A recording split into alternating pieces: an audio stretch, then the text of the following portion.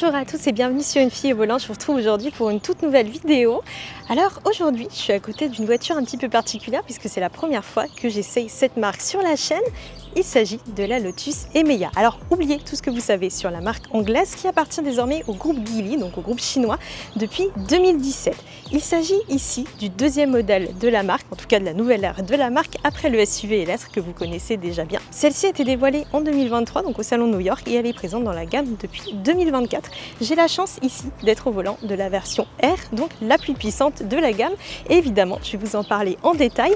D'abord, je vais vous montrer le design extérieur, je vais vous faire découvrir l'intérieur, mais surtout, je vais vous emmener au volant de cette berline hyper sportive de plus de 900 chevaux. C'est parti!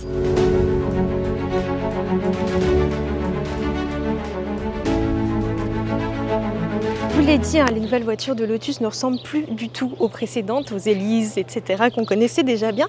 Ici, donc, cette Emeya, elle adopte la toute nouvelle identité stylistique du constructeur, avec notamment ici ces feux à double étage.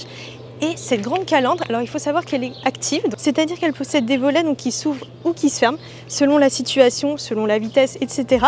Donc quand ils sont fermés, ça permet évidemment de rendre la voiture plus aérodynamique et donc d'améliorer l'autonomie. Et à plus haute vitesse, en revanche, ils s'ouvrent pour mieux refroidir le moteur. On a évidemment le logo de la marque qui a été également revu et qui est ici en noir, qui contraste bien avec la couleur jaune de cette voiture. Et on a surtout ici tous ces éléments en fibre de carbone. Il est possible également d'opter pour un pack où on va avoir que la lame ici. Là, on a vraiment l'intégralité. Donc, c'est quelque chose qui est proposé sur la Lotus Emeya R et qu'on a ici donc sur cette version qui rend la voiture encore plus dynamique. Autre point également à noter, l'insert ici sur le capot qui est également en fibre de carbone. En fait, c'est un matériau qu'on retrouve un petit peu partout. On l'a également sur les rétroviseurs, mais également sur le toit, sur cette version R, ainsi que sur certains éléments qu'on a sur les côtés, mais je vais vous montrer ça juste après. On a également sur cette version des jantes de 21 pouces, mais il est quand même possible d'aller jusqu'à 22 au maximum. Il faut savoir que sur la version standard, on a des rétroviseurs tout à fait normaux, mais il est possible d'opter également en option pour des rétroviseurs caméra. Alors vous vous demandez sûrement ce que c'est. Alors c'est tout simplement des capteurs lidar qui permettent en fait d'assurer la conduite 100% autonome. On en a un de chaque côté de la voiture, on en a également un à l'arrière, je vais vous montrer, et on en a un ici sur le toit. On retrouve ici quelques inserts en fibre de carbone ainsi qu'une caméra et les bas de caisse sont également réalisés dans le même matériau.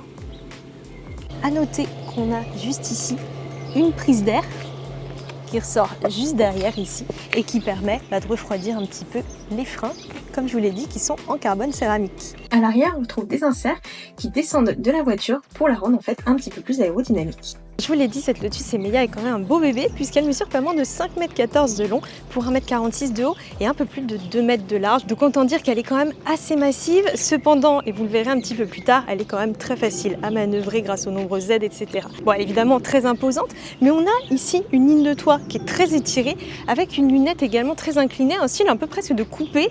Malgré tout, on a quand même une voiture qui est quand même très grosse visuellement, mais le toit noir ici et cette ligne de toit, ça la rend un petit peu plus élégante également. Je vous l'ai dit, on a des très grandes jantes qui peuvent être encore plus larges si on le veut. Et les accents noirs un petit peu partout, ça permet encore d'affiner un petit peu la silhouette. Alors, je sais pas ce que vous pensez de la teinte jaune. Moi, personnellement, je suis fan. Il est aussi possible d'opter pour des couleurs un petit peu plus discrètes également, mais également du gris ou du blanc. C'est vraiment au choix.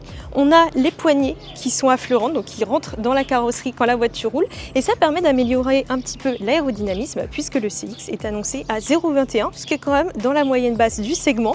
Et ce qui est quand même une très bonne chose pour améliorer l'autonomie globale de la voiture. Un petit focus également maintenant sur la partie arrière. Alors vous voyez, elle est quand même assez effilée et assez élégante d'ailleurs, moi je trouve. Et il y a un travail particulier qui a été réalisé notamment ici au niveau des feux. Là on ne le voit pas ici bien sûr, mais elle a des clignotants défilants, donc qui vont jusqu'au milieu à peu près. Et il y a vraiment une signature lumineuse moi, que je trouve assez jolie. Alors évidemment, elle ne sera pas forcément très reconnaissable de nuit et c'est un peu le défaut de la plupart des voitures modernes, puisqu'on a juste une ligne ici de LED, mais je trouve que c'est plutôt bien intégré.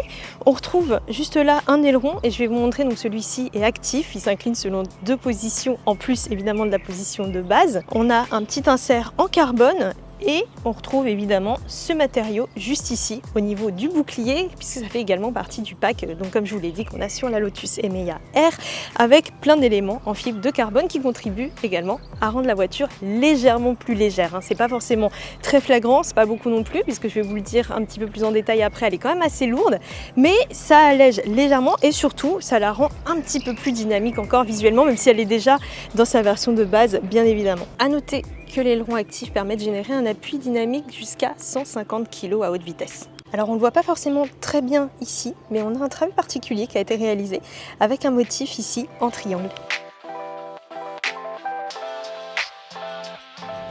Je vous ai montré l'extérieur de cette Lotus Emeya R, maintenant découvrons un petit peu l'intérieur et vous verrez que c'est totalement différent, puisque si l'extérieur se veut vraiment très sportif, vous allez voir, le poste de conduite est quant à lui beaucoup plus familial et beaucoup plus polyvalent.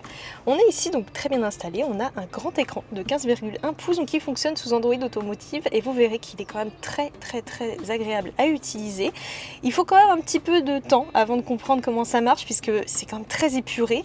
On a pas mal de commandes qui sont bien installées, mais voilà, il faudra quand même s'y faire un petit peu, surtout qu'on n'a aucune touche physique à l'intérieur de cette voiture, hormis ici au niveau de la console centrale qui est réalisée en fibre de carbone sur cette version. D'ailleurs, c'est un matériau qu'on retrouve également sur le volant, donc ça c'est très agréable et très sympa. Et vous verrez qu'on a également sur les sièges à l'arrière, sur les coques.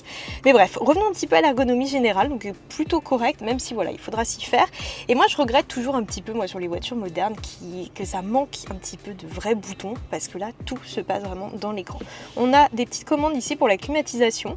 Alors j'ai eu une prise en main avant avec quelqu'un de chez Lotus et c'était pas trop, parce que vraiment c'est pas forcément évident à comprendre dès le début comment ça fonctionne. La boîte de vitesse, bon c'est assez classique, elle est bien installée et moi j'aime bien ce petit bouton, c'est quand même assez pratique, c'est plus pratique que quand on l'a au volant chez certains constructeurs par exemple comme Tesla ou Mercedes, donc j'aime bien l'avoir là. Le volant est quant à lui très agréable, il se prend bien aux mains, il est assez grand bien sûr, mais il n'est pas forcément énorme non plus et on retrouve un tout petit combiné d'instrumentation numérique juste en dessous, donc pas du tout caché par le volant. On retrouve toutes les infos importantes et on a également un affichage tête haute qui est bien installé et pareil on peut le modifier vraiment à sa guise comme on veut pour qu'il soit bien adapté et bien dans le champ de vision, et ça c'est très important pour pas quitter la route des yeux bien évidemment. Toutes les commandes sont ici. Le design est assez original, ça fait un peu supercar moi je trouve et c'est assez sympa. On retrouve facilement ses repères. Niveau rangement, on a ce qu'il faut. Je vous l'ai dit, c'est une voiture sportive et très radicale et on va voir d'ailleurs juste après. Et c'est pas pour ça pour autant qu'elle n'est pas pratique. Ici, vous pouvez voir, on retrouve deux porte-gobelets. On peut mettre une petite bouteille de 50 centilitres. Et juste là, dans la console centrale, il y a également un grand rangement et on peut mettre ici plusieurs bouteilles d'eau ou des accessoires. Juste là, vous pouvez voir, il y a également un rangement. En tout cas, j'aime beaucoup moi le traitement de cette planche de bord. On a juste là un petit décroché qui est assez sympa et on peut profiter de 64 couleurs d'ambiance. Moi j'ai choisi rouge, mais on a un choix énorme. Un petit focus également pour le passager puisqu'on a un écran qui est tactile et qui permet d'avoir différentes informations. Là il y a l'heure et la date qui est affichée. On peut également afficher la musique qui est en cours par exemple. Après voilà, comme je vous l'ai dit, c'est l'ergonomie qui pêche un petit peu.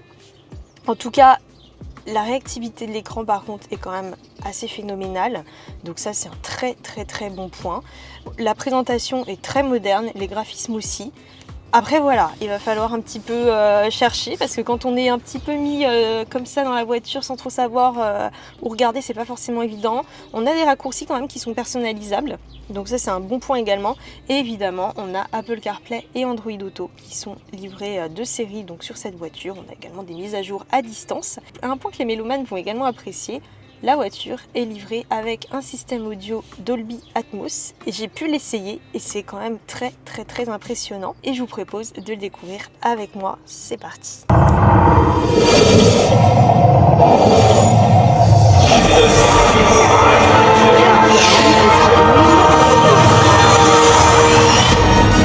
Whether the soundscape sets the mood of a scene,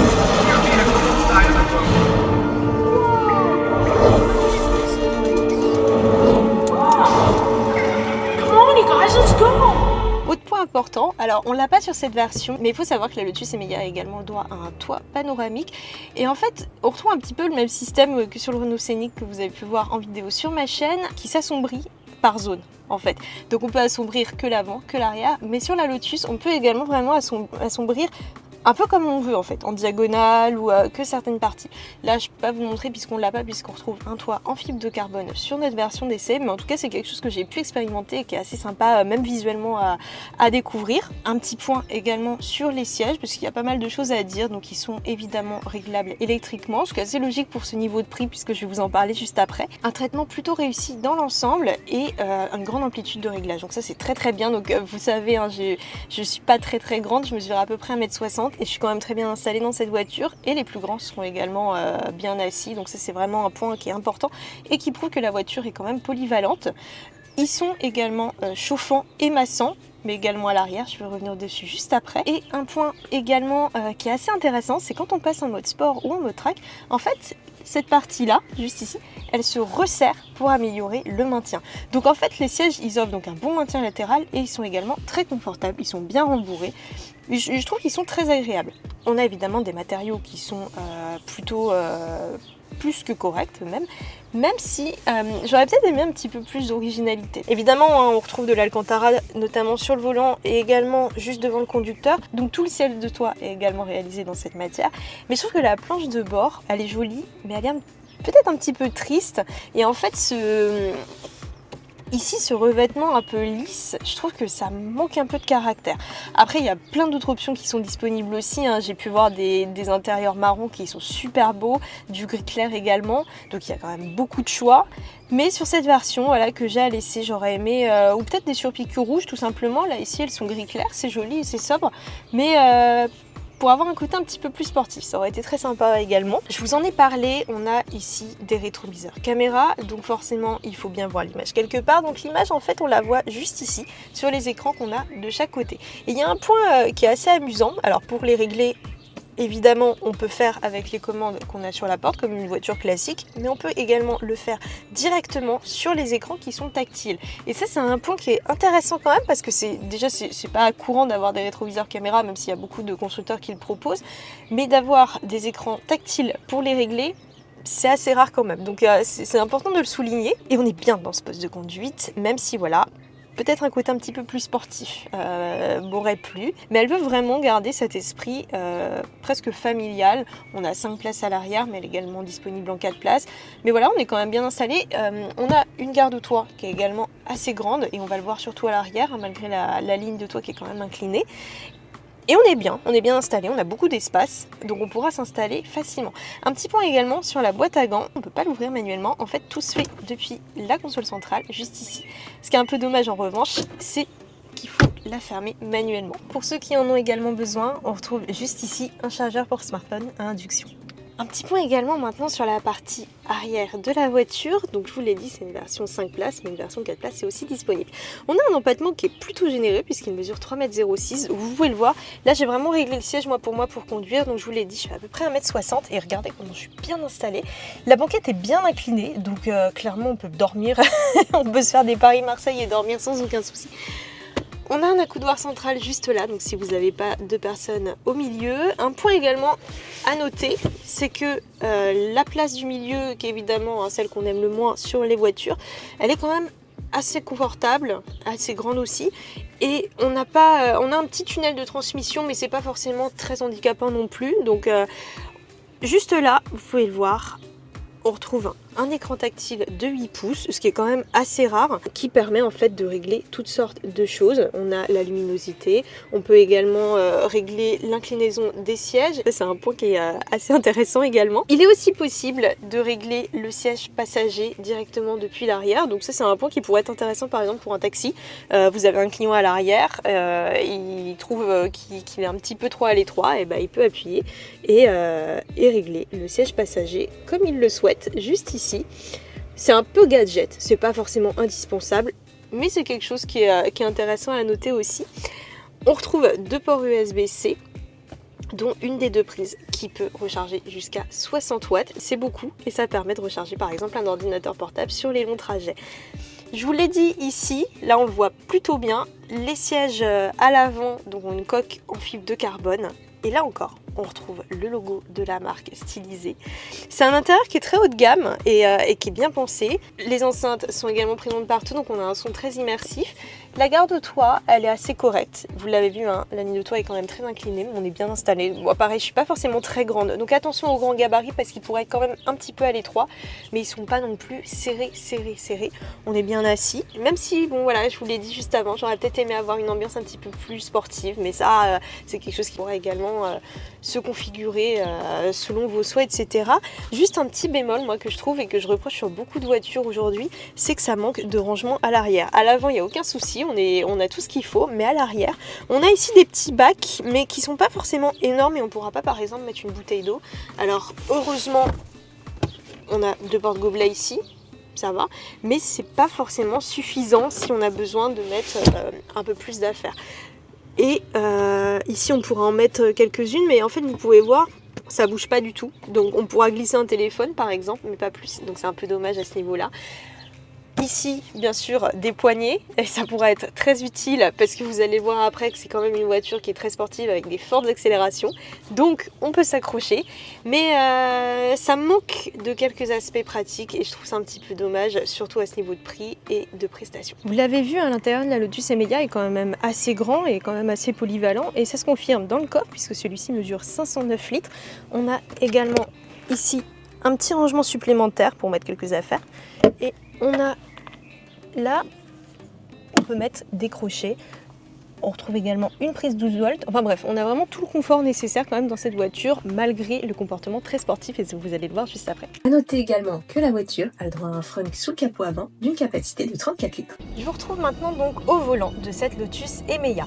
Alors comme je vous l'ai dit, on est ici donc au volant de la version R qui coiffe la gamme, donc vous ne trouverez pas plus puissant à l'heure actuelle dans le catalogue de la berline électrique. Alors il faut savoir qu'elle affiche une puissance totalement folle de 918 chevaux et un couple encore plus dingue de 985 Nm. C'est dit comme ça paraît pas forcément, ça peut être un peu difficile à imaginer, mais je peux vous dire que c'est totalement fou. Pour vous donner un ordre d'idée, le 0 à 100 est quant à lui abattu en à peu près 2 secondes 78. Donc c'est quand même des performances assez dingues, surtout que, on le rappelle, c'est une voiture 100% électrique, donc on a évidemment tout le couple qui débarque instantanément, donc dès qu'on appuie sur la pédale d'accélérateur. Et je peux vous dire que ça se ressent vraiment. Il faut savoir qu'on a également un mode launch control, alors qui est activable avec le mode track. C'est un mode donc il faudra utiliser vraiment avec parcimonie et sur un sol vraiment sec, là comme c'est le cas aujourd'hui, parce que ça désactive les aides, enfin en tout cas ça les rend beaucoup plus permissives, donc il faut faire évidemment très attention. On est ici sur une version à 4 roues motrices, on a un moteur à l'avant et un moteur à l'arrière, donc on a un comportement qui est quand même assez sain dans l'ensemble évidemment et assez rassurant. On a une voiture qui est lourde aussi, donc est bien rivée au sol, on a la batterie qui est sous le plancher. La voiture pèse à peu près 2,5 tonnes, donc évidemment c'est quand même pas un petit bébé et ça se ressent quand même dans les virages. On a un comportement qui est évidemment dynamique, mais on ressent quand même bien le poids, même si malgré tout on a une direction qui est assez souple, même en mode sport. Donc en fait la voiture n'est pas non plus, on n'est pas obligé de se battre avec, vous savez, dans les virages et on ressent pas forcément le poids à ce point-là vraiment, mais ça reste quand même une voiture qui est lourde. Cependant, en termes de performance pure, là je l'ai essayé un petit peu sur les petites routes juste avant et c'est quand même assez fou.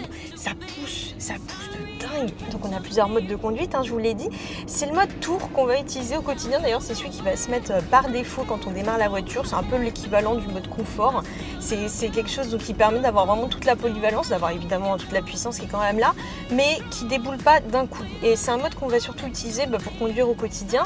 On a bien sûr un mode sport. Alors il faut savoir que les modes de conduite, ils se règlent directement avec les palettes qu'il y a derrière le volant. Je retrouve un peu les sensations que j'avais eues moi la première fois que j'avais roulé en Porsche Taycan Turbo S, qui était à l'époque la voiture électrique la plus puissante que j'avais conduite.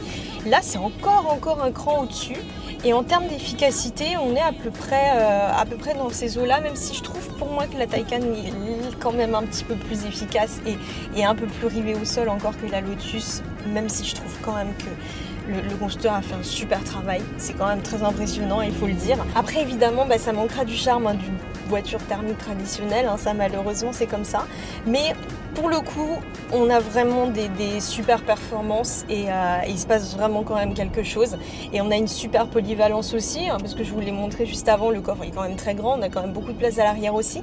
Donc c'est une voiture qui est quand même polyvalente, qui est ultra sportive, ultra dynamique, qui est quand même très impressionnante. On va l'essayer un petit peu plus tard sur des routes un peu plus dégagées, parce que là pour l'instant c'est un peu compliqué.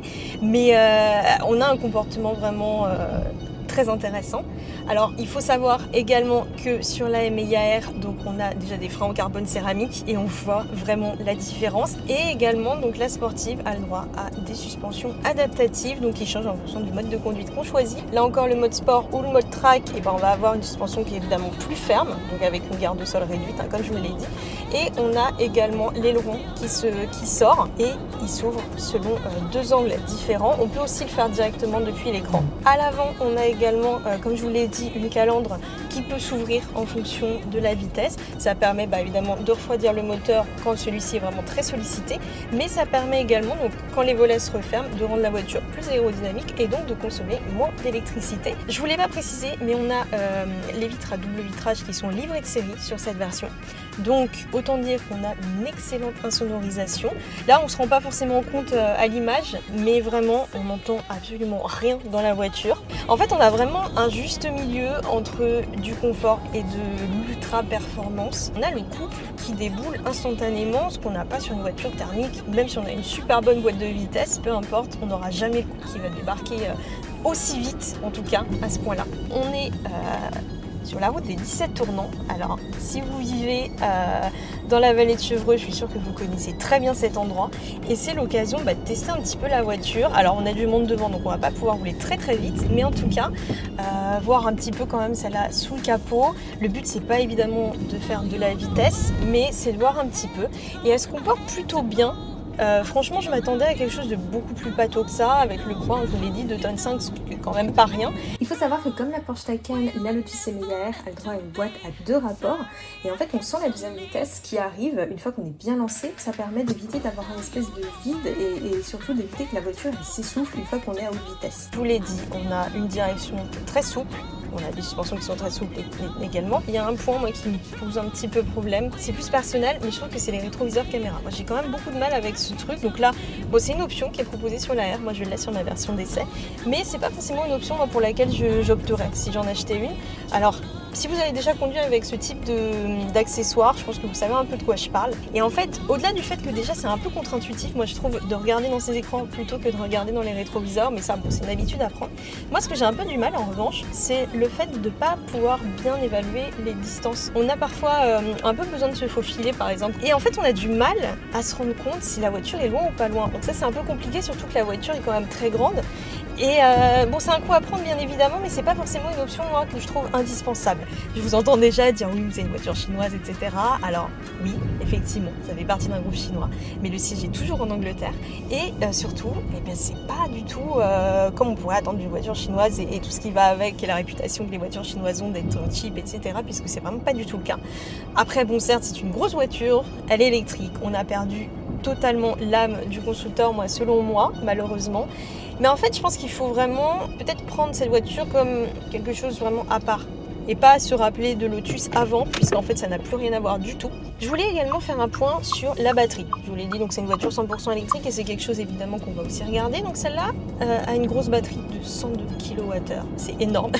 Et c'est aussi pour ça qu'elle est quand même assez lourde, bien évidemment. La recharge, là c'est un point qui est assez impressionnant sur cette voiture, puisqu'elle peut encaisser, donc au départ c'était 350, elle a évolué pour dépasser 400 kW. Et la batterie peut se remplir jusqu'à 80% en 14 minutes. C'est un des meilleurs systèmes actuellement sur le marché, en France en tout cas. Et ça en fait on le doit entre autres à l'architecture 800 volts qui est livrée de série donc, sur cette voiture et qui permet de pouvoir encaisser une charge très très rapide et donc très très puissante. Et en fait, ce qui permet de compenser l'autonomie qui ne sera pas forcément énorme. Là, moi, quand j'ai démarré, j'étais aux alentours, la voiture me prévoyait autour des 400 km WLTP. Je ne vous ai pas parlé, elle a également la régénération au freinage, donc à plusieurs niveaux, ça se fait sur la palette de droite. Donc on a 3 niveaux.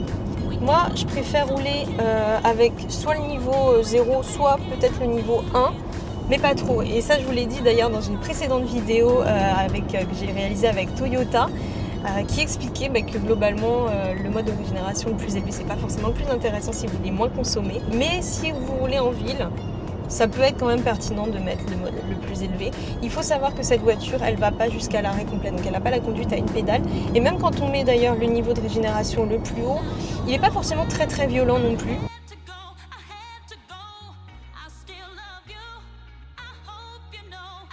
Là je l'ai mis en mode track maintenant et on va voir un petit peu comment elle se comporte dans les virages. Dans l'ensemble elle est quand même assez lourde, hein.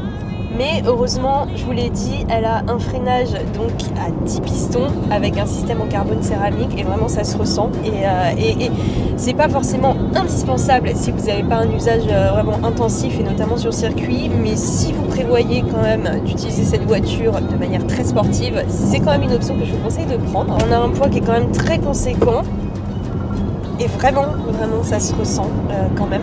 La direction elle devient beaucoup plus ferme en conduite très sportive et ça c'est vraiment agréable. Ça fait qu'on a une direction qui est assez souple en ville, etc. Donc qui permet d'avoir une bonne maniabilité. Et là maintenant qu'on accélère, elle est beaucoup plus ferme et donc forcément ça profite à l'agilité, à la tenue de route. Et donc on a un comportement qui est un petit peu plus convaincant, même si voilà, je trouve qu'on ressent quand même beaucoup les 2 tonnes et demi de la voiture. Ici on est sur une route où il y a pas mal de ralentisseurs et c'est l'occasion d'essayer le confort de la voiture. On l'a vu tout à l'heure sur les pavés et là sur les dodanes, c'est d'ailleurs plutôt convaincant. On les sent pas trop et pourtant je peux vous dire que ceux-là sont quand même très très hauts. Le comportement il est quand même encore un petit peu perfectible, il est moins affûté qu'une Porsche Taycan par exemple, même si elle est pas pataude, hein, attention on n'a vraiment aucun roulis, ça il n'y a aucun souci là-dessus. Le train avant il est incisif, ça il n'y a aucun souci là-dessus, mais voilà, c'est dommage, c'est que le poids il est trop élevé. Je voulais revenir également sur les performances de la voiture parce que j'ai oublié de le préciser, mais la vitesse maximale est ici de 265 km/h sur cette version, donc elle est légèrement supérieure à la Lotus Emeya S qui est quant à elle autour des 250 km/h. Et maintenant, je vous propose de voir un petit peu ce que ça donne une accélération. Alors je ne vais pas faire un launch control ici parce que les conditions ne sont pas parfaitement réunies, mais je vais vous faire juste une petite accélération depuis l'arrêt pour vous montrer un petit peu en image ce que ça donne. C'est parti, 1, 2, 3.